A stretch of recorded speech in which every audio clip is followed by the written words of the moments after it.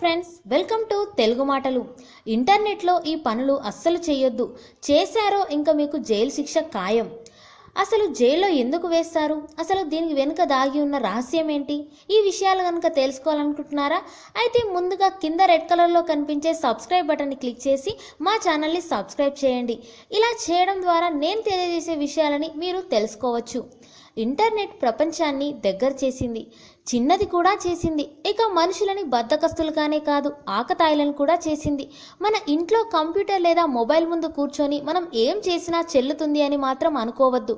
మీరు చేసే ప్రతి తప్పులకి మిమ్మల్ని పట్టుకోవడం ఏమంత కష్టమైన పని కాదు. చెప్పాం కదా, ఇంటర్నెట్ ప్రపంచాన్ని చిన్నగా చేసింది. సింపుల్గా అవసరానికి మాత్రమే వాడుకోండి, కానీ ఈ పనులు మాత్రం చేయొద్దు. సీదా జైలుకే వెళ్తారు.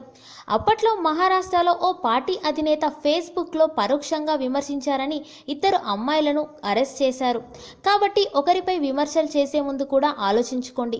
టొరెంట్ ఫైల్ లేదా పైరసీని మీ మిత్రులకి సోషల్ మీడియా ద్వారా షేర్ చేసినా ప్రమాదమే. కాపీరైట్ చట్టం కింద మీ మీద కేసు బుక్ అవుతోంది. చైనాలో అమ్మాయిలు కవ్విస్తూ అరటిపండు తింటూ వీడియోలు పెట్టడం నిషిద్ధం.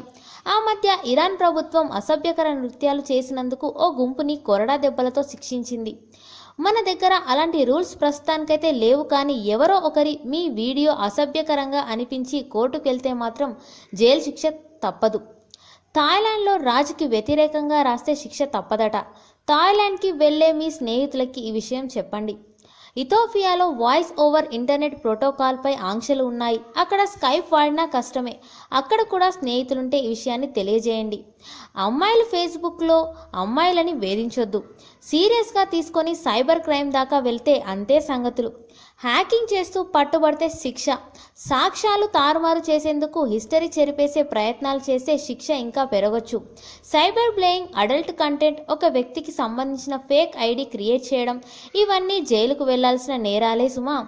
ఈ వీడియో కనుక మీకు నచ్చినట్టయితే లైక్, షేర్, కామెంట్ చేయండి. నా ఛానల్ని సబ్స్క్రైబ్ చేయడం మాత్రం మర్చిపోకండి. Thank you for watching.